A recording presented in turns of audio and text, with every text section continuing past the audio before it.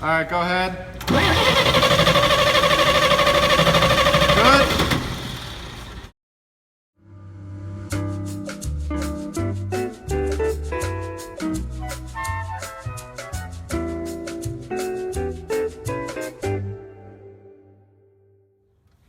Hey everybody, just finished taking apart the Briggs and Stratton starter motor.